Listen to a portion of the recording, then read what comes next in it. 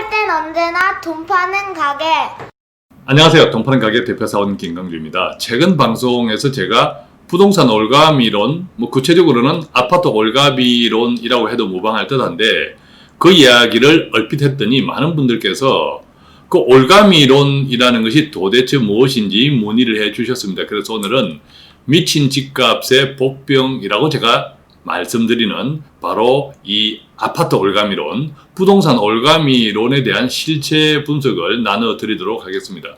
자, 최근 이 이야기는요, 아파트 올가미론, 이 이야기는 뉴스를 들으셔서 아시겠지만 최근 이제 서울 아파트를 구입하는 연령층으로 보면 30대가 최근 3개월 동안 가장 높았다고 합니다.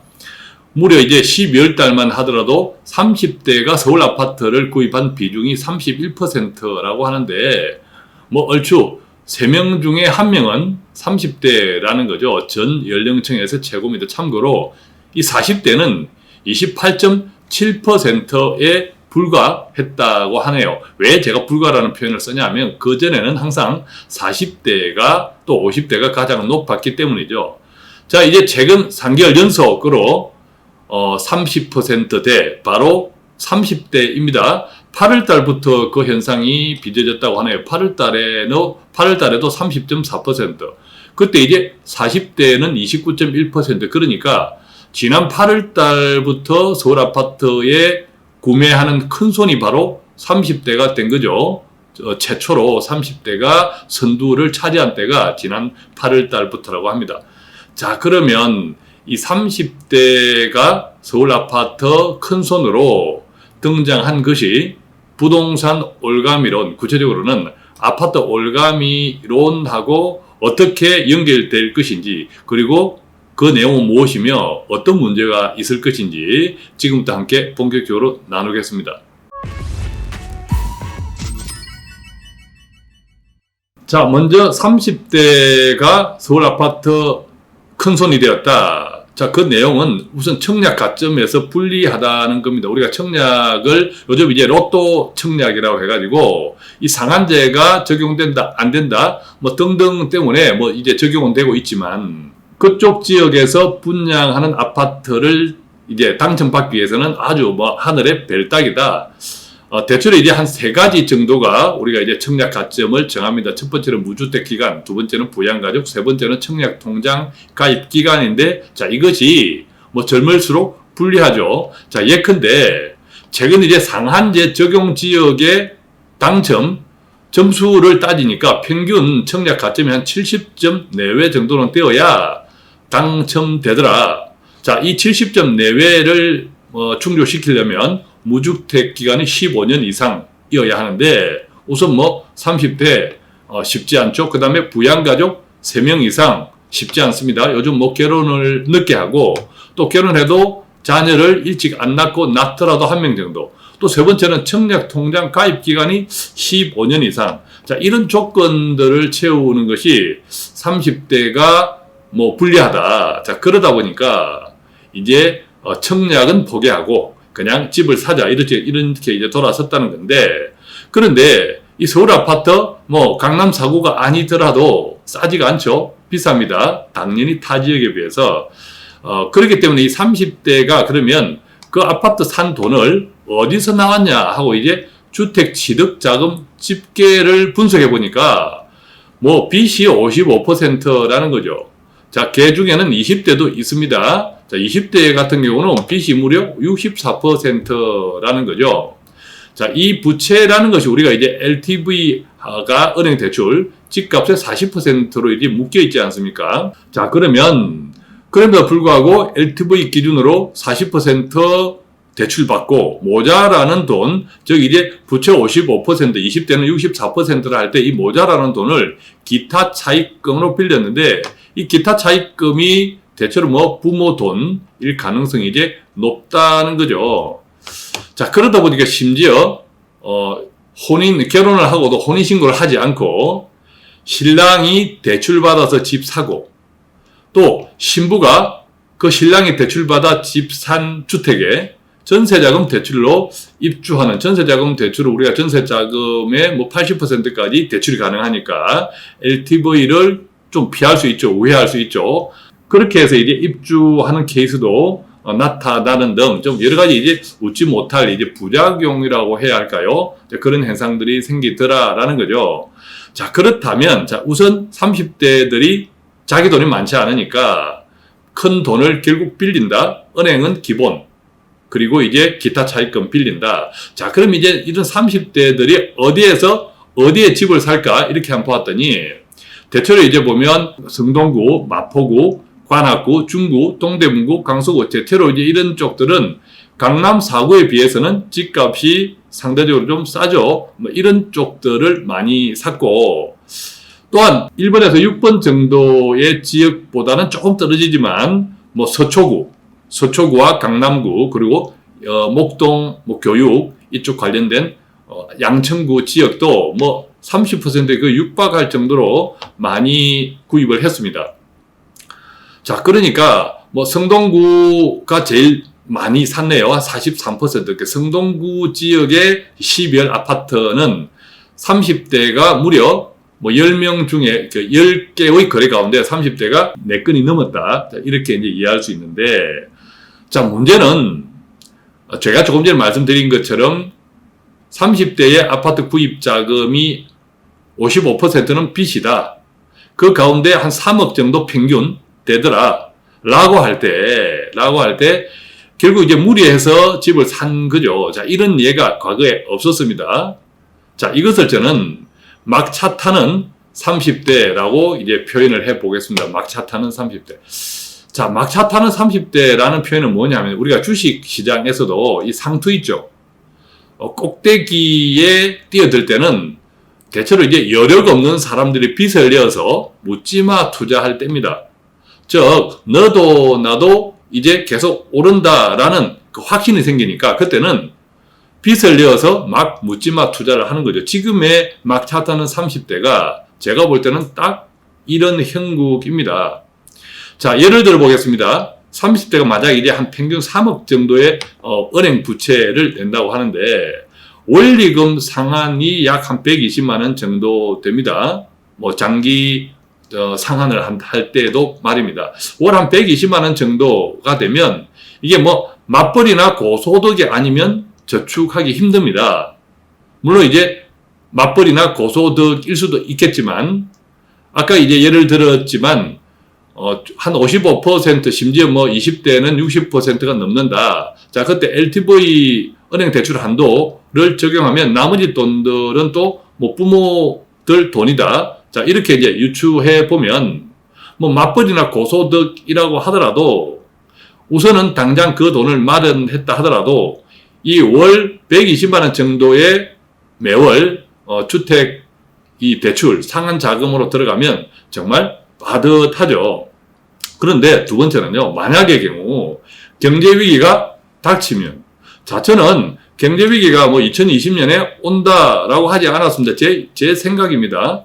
2018년과 2019년 초창기까지 많은 분들이 2020년 경제 위기, 폭망 이런 엄청난 공포스러운 이야기를 했지만 저는 아니다라고 이야기 들었지만 2020년에 아니다라고 제가 말씀드렸을 뿐 경제 위기는 옵니다. 그죠? 늘 부풀러지면 터지는 것, 추나치동, 계절과 같은 것이 경제다라는 말씀 자주 들었죠. 다만 2020년은 아닐 듯하다라고 이제 이야기 들은 거죠. 자, 그래서 이런저런 생각들을 해보면 이 자칫하면 30대가 몰빵 인생이 될 수 있는 위험이 굉장히 커졌다라는 거죠. 자, 제가 미친 집값의 복병, 부동산 올가미론 또는 이제 아파트 올가미론을 이제 실체를 이야기하면서 30대부터 시작했는데, 자, 이 30대가 가장 이 부동산 올가미론의 실체에 접근하는 사례이기 때문에 그렇습니다. 자, 지금도 이제 본격적으로 미친 집값의 복병, 아파트 올가미론의 실체를 세 가지 정도로 구분해서 말씀드릴 건데요. 첫 번째는 뭐 우리가 다 알고 있는 것처럼 세금입니다. 자, 경기가 침체되고 있네요. 경기가 침체되는데 그럼에도 불구하고 세금은 오히려 빵빵합니다. 정부가 경기 침체인데도 여러 가지 뭐 돈을 많이 풀고 있죠. 물론 이제 재정 부양은 해라라고 하는 것이 뭐 IMF라든지 이제 국제 금융기관들의 이제 많은 조언이기도 합니다만 나름대로 자신이 있다 돈을 쓰는 데는 세수가 부족하지 않다라고 하는 것이 바로 부동산, 아파트에서 나오는 종부세라는 거죠. 이 종합부동산세. 이것은 3조 이상, 지난해보다 3조 이상 초과되었다고 합니다. 올해 종부세가 그렇게 예상된다고 하는데, 자, 지난해는 1조 8,728억 원인데, 무려 62%, 무려 62%나 증가되어서 올해는 뭐 3조 이상 초과될 예상이라고 합니다. 자, 세법 개정, 우리가 뭐 세법 개정 했죠. 자, 공시지가,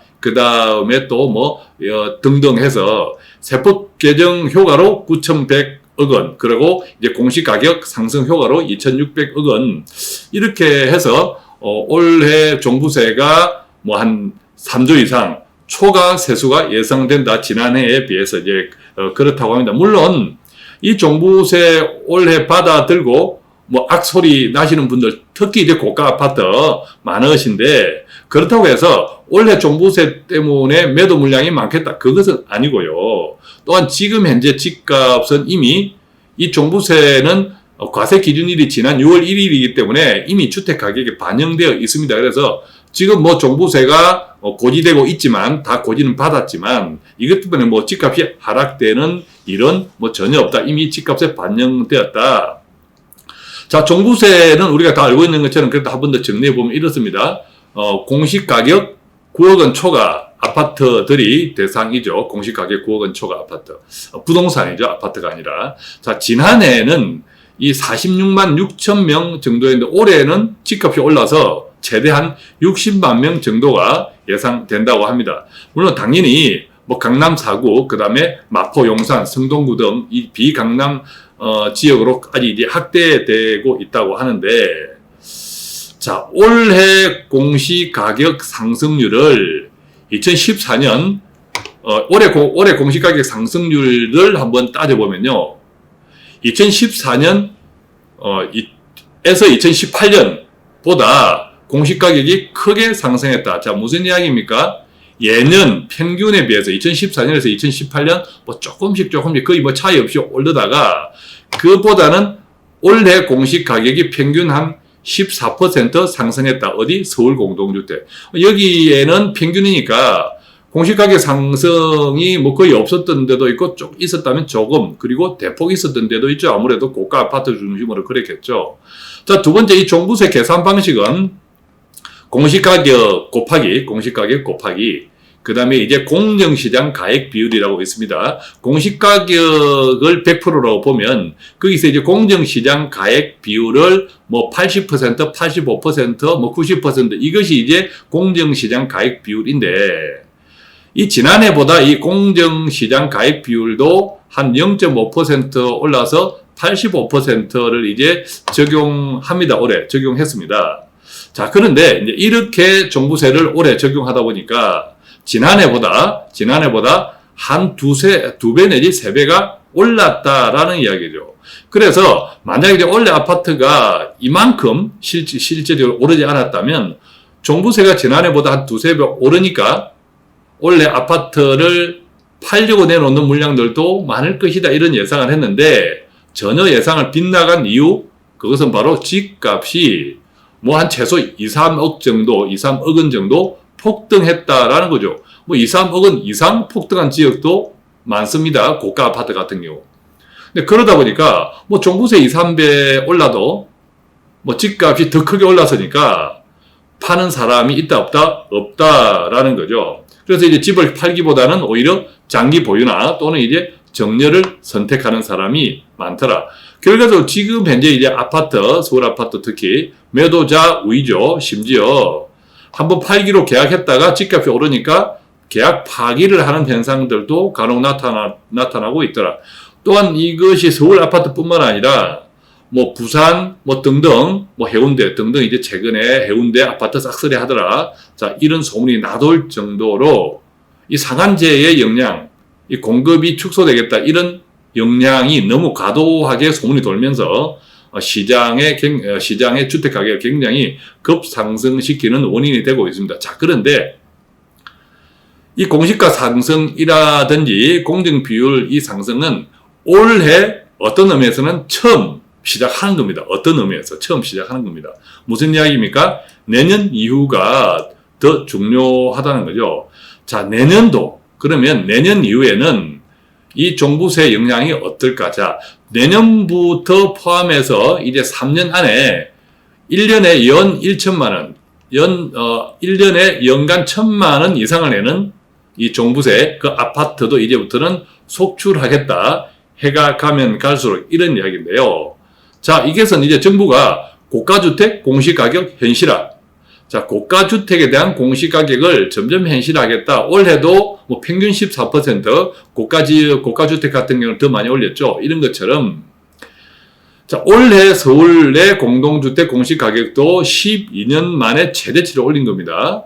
자, 그런데 이것이 바로 이 상승폭이 워밍업이었다는 거죠. 워밍업이었다는 건 뭐죠? 이제 내년부터 본격적으로 시동을 걸 거다. 자, 덧붙여서 이제 공정시장 가액 비율도, 자, 이 공정시장 가액 비율은 일종의 할인율과 같은 건데 재산세나 종부세의 가표 기준이 되죠. 근데 공시가격에 곱하기 가액 비율이죠. 자, 2018년에 80% 지난해, 그 다음에 올해는 85%가 되었습니다. 그 다음에 2020년 내년에는 다시 5%가 올라서 90%가 되고요. 올해 플러스 5%, 90%가 되고, 또 2021년에 후내년에는 내년에 5%를 다시 올려서 95% 되고요. 마침내 2022년도, 에는 공시 가격 그대로 이 공정시장 가액 비율을 적용하니까 어떤 의미에서 이 공정시장 가액 비율이라는 의미가 없어지는 꼴이 되는 거죠.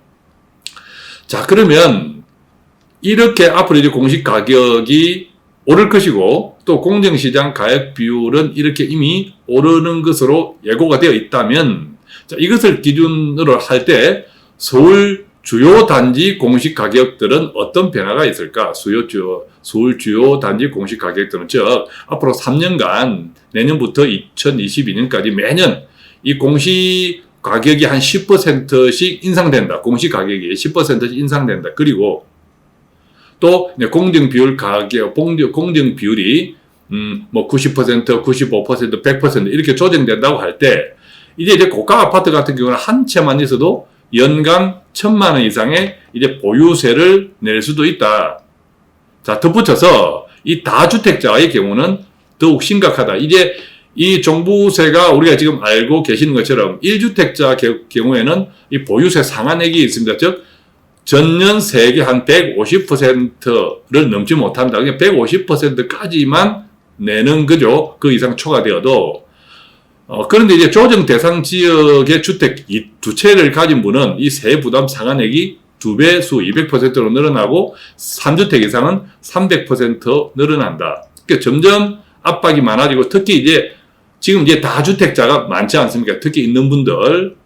그로 인해서 서울 아파트 품귀 현상이 계속 가소가 되고 있는데, 어쨌든 이제 내년 이후부터는 공시가격도 오르고 또 공정 비율도 오르고 또 조정 대상 지역의 이 보유세 상한액도 이제 크게 올랐으므로 훨씬 이제 압박이 심해진다. 덧붙여서 이 건강보험 지역 가입자의 경우 이 소득뿐만 아니라 부동산 등 이제 재산 기준 이 보험료를 이제 따지죠. 재산 기준으로 따져서 이제 보험료, 건강보험을 책정하는데, 첫째는 이제 재산이 어느 정도 일정 수준 이상 있으면 피부양자 자격이 상실됩니다. 즉, 자녀 밑에 피부양자로 들어가면 보험료를 안 내죠. 건강보험료를. 현재는 연소득이 1,000만 원 이상 플러스 부동산 등 재산 기준이 5억 4천만 원 공시가격 기준입니다. 이상이 되면 피부양자 자격 상실이 되는 걸로 되어 있습니다만,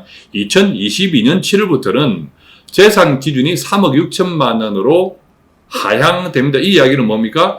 어지간하면 거의 다 집을 가지고 있으면 서울에 다 이 기준에 걸린다라는 거죠.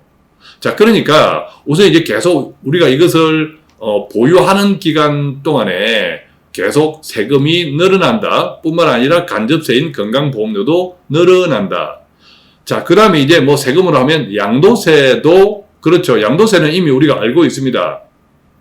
2018년 4월 1일 이후에 다주택자의 양도세 중과가 이미 적용되고 있죠. 보면 이제 조정지역 내 다주택자들을 대상으로 해서 양도세 기본세율에 2주택자는 10%를 더하고 3주택 이상자는 20%의 가산세율을 더한다.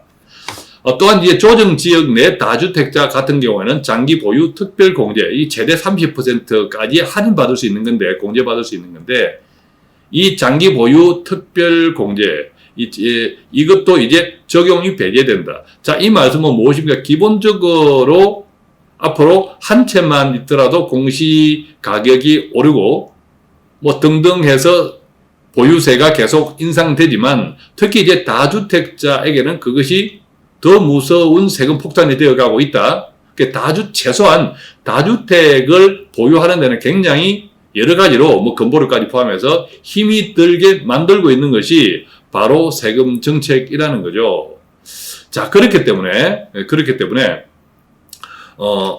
굉장히 이제 올해가 문제가 아니라 지속적으로 최근에 뭐 문재인 대통령이 뭐 국민들과의 대화, 또 그전에 홍 부총리가 지속적으로 이야기했던 게 부동산은 잡겠다. 거기에서 항상 세금 이야기를 했죠. 무슨 말입니까? 여기까지가 끝이 아니라는 겁니다. 정부 목표는 결과적으로 여기가 끝이 아니고 양도세 올리고 거래세 낮추자. 자, 이것은 많은 전문가들이 시장 안정을 위해서 이야기하는 겁니다. 이걸 이제 갑자기 못할 뿐이지 여기가 끝이 아니다. 결국 양도세 올리고 거래세 낮추자. 이 목표를 계속 간다고 하면 결과적으로 계속 이익은 축소되죠. 부동산은 뭐 오늘 샀다가 내일 팔 수 있는 게 아니죠. 장기 보유입니다. 일단 다른 금융 상품보다. 자, 그런데 이 정책의 변화가 민감할 수밖에 없는 거죠. 그래서 이제 장기적으로 보면 우리가 이 부동산 올가미론이라고 하는 것은 정부 입장에서는 부족한 세수를 당분간 이 돈 있는 분, 즉 부동산을 많이 가지신 분들에게 세금으로 통해서 걷어들이고 있다. 어떤 의미에서는 바로 세금 때문에 부동산 상승을 어느 정도 용인하고 있지 않는가라는 생각까지 드는 것이 바로 부동산 올가미론의 출발이라는 거죠. 그렇지만 이것을 언제까지 계속 두겠느냐? 결국은 이제 또 상당히 결과적으로 이제 부동산을 잡겠다라고 하는 것이 세금 정책에 들어간다고 하면은 바로 이게 어느 정도는 세수를 위해서 이용하고 결국 부동산을 잡는 쪽으로 세수를 계속 올려서 세금을 압박을 해서 특히 다주택자 쪽을 압박한다. 자, 이것이 이제 부동산 올가미론의 실제 첫 번째고요. 자, 두 번째는요, 바로 금리와 관계되어 있습니다. 금리 방향성인데, 우리가 알고 있는 것처럼 미국 기준금리를 계속 떨어뜨렸죠. 한국도 마찬가지지만, 그래서 미국은 현재 1.50에서 1.75 이 구간의 금리를 가지고 있고, 자, 한국 같은 경우에도 지난 10월 16일 날 떨어뜨렸죠. 그래서 1.25%의 금리를 가지고 있습니다. 자, 이 금리가 어떻게 움직일 거냐라는 거죠. 우선, 오히려 이제 앞으로 금리 인하는 없다. 이게 미국 연방준비위원회 의사록에서 확인된 겁니다. 자, 내용은 대충 이래요. 기존 경제 전망이 상당폭 수정되지 않는 한, 즉 지금 현재 미국 경제가 크게 나쁘지 않다. 원래 걱정했던 것에 비하면. 자, 그렇다면 이것이 계속 유지된다면 기존 정책 기조는, 즉 금리에 대한 정책 기준은 유지될 가능성이 크다. 이 이야기는 당분간 기준금리 인하가 없다라는 겁니다. 자, 이렇게 기준금리 인하가 없다라고 하면 반대로 금리 인상도 될 수 있다라는 겁니다. 자, 금리 인상이 된다고 하면 지금 이제 실제로 우리 한국도 이 주택담보대출 금리가 금리 인하에도 불구하고 오른다, 그죠? 올랐죠. 왜냐? 이 주택담보대출, 주담보대출 금리를 결정하는 이제 뭐 코피스 금리, 즉 단기 채권 금리가 오히려 오르기 때문에 그것을 반영하다 보니까 금리는 떨어졌는데 대출 금리는 오르더라. 마찬가지로 앞으로 이제 기준금리 인하가 없다. 그래서 미국 경기가 오히려 조금 좋아진다고 할 때는 바로 이제 계속 기준금리를 인상하는 쪽으로 움직인다고 하면 그것이 우리 대출을 많이 받았는데 아까 이제 30대로부터 시작하면 우리도 이제 가계 부담, 가계 대출 부채 비율이 많지 않습니까? 등등에 상당히 나쁜 영향을 끼치겠죠. 아까 이야기 드렸던 세금도 오르는데 대출 이자도 이제 오를 수 있다라는 거죠. 자, 그런데 반대 케이스 한번 생각해 볼까요? 예를 들면 기준금리를 또 인하를 해야 돼. 오히려 인하를 해야 돼. 인하하면 대출금리는 또 떨어질 공산이 크죠. 비용은 줄어들 공산이 큽니다만, 자, 사실 금리를, 미국이 기준금리를 또 인하한다는 것은 어떤 이야기입니까? 경제가 좋다 나쁘다 안 좋아진다라는 겁니다. 자, 경제가 안 좋아진다고 하면 바로 제가 부동산 올가미론, 아파트 올가미론의 세 번째 뭡니까? 경제위기라는 거죠. 자, 경제위기는 앞에서 제가 말씀드렸지만 또 여러 방송에서 자주 말씀드렸지만 경제위기는 온다 안 온다 언젠가 옵니다. 항상 옵니다. 그리고 그것은 또 회복됩니다. 여태까지 그래 왔던 것처럼. 문제는 언제 오느냐라는 거죠. 언제 오느냐, 그 타이밍을 2020년은 저는 아니다라고 이제 조심스럽게 전망을 제 생각입니다. 말씀드렸지만, 그래서 지금은 2018년도, 2019년도 초에 2020년도 폭망한다 하던 사람들이 이제는 다 그렇지 않다 설거머니 꼬리들을 다 내리고 있습니다. 심지어 골드만삭스 같은 아주 우리가 잘 알고 있는 국제적인 아주 대단한 IB 투자은행 같은 경우에도 아주 비관론으로 계속 일색하다가 요즘은 설거머니 꼬리를 내렸는데, 그렇지만 저는 오히려 괜찮다, 이제 괜찮아졌네라고 할 때가 오히려 위험할 수 있다는 거죠. 그래서 2020년 내년 상반기까지가 굉장히 중요하고요. 내년 상반기에 만약에 조금 이제 삐거덕거리는 소리가 나면 그때는 2020년 하반기 이후부터 장담하기 힘들어지는 국면이 옵니다. 어쨌든 이 경제위기는 언젠가 온다라는 건데 이게 바로 세 번째라는 겁니다. 제가 이제 시작할 때 30대에서부터 시작했죠. 서울 아파트의 구매에 큰 손으로 등장했다. 자, 이것이 이제 부동산 올가미론, 구체적으로는 아파트 올가미론의 실체의 첫 출발이었는데 그것이 가장 비교하기가 쉽기 때문입니다. 만약 그 30대들이 많은 이제 빚을 얻어서 아파트를 장만했는데 일단 장기입니다. 장기로 가져가야 되고 그 사이에 만약에 경제 위기가 덮친다면 이것은 30대는 정말 힘들겠죠. 자, 이것이 40대, 50대 뿐만 아니라 다 같이 영향을 준다는 거죠. 그러니까 제가 정리해드리는 건 뭡니까? 제발, 부동산, 아파트는 실거주 자산으로서 나의 재정이 허락되는 범위 내에서 정말 상한 능력이 되는 범위 내에서 사자. 그리고 세채, 네채 이렇게 많이 다주택으로 투기 목적으로 하는 거 정말 자제하자. 이것은 당장에 나에게 유리할지 모르겠지만 장기적으로 보면 우리 모두에게 좋지 않다. 그것이 나중에 나한테도 좋지 않다. 그런 말씀을 드리는 겁니다. 자, 조심하자라는 거죠. 괜히 부동산 오른다고 큰 고가의 자산을 이런저런 빚 동원해서 하다 보면 나중에 여러 문제에 봉착할 수 있다. 또 부동산은 어떤 위기 같은 게 닥쳤을 때 팔 수 있다 없다 못 팝니다. 주식은 그나마 팔 수 있는데 부동산은 팔기 어렵습니다. 그죠? 우리가 다 경험했지 않습니까? 반토막 날 때까지 기다리고 또 상당한 그 이상의 영향이 날 수 있는 것이 이게 부동산 장기 자산이다. 이렇게 좀 이해하면 좋겠고요. 자, 이렇게 해서 오늘 부동산 올가미론, 구체적으로는 아파트 올가미론이라고 표현해도 될 정도의 말씀을 좀 같이 나누어 봤는데 어떻습니까? 좀 도움이 되셨나요? 자, 돈 파는 가게에는 오늘도 조금이라도 도움되는 정보를 배달해 드리기 위해서 최선을 다하고 있습니다. 구독하거나 또 다른 좋은 분들에게 공유해 주시면 감사합니다. 간단한 문의는 02-536-0153 그리고 카톡 플러스 친구 돈 파는 가게 1대 채팅창 문의해 주시면 언제든 아는 범위 내 최선을 다해서 답해 드리겠습니다. 고맙습니다.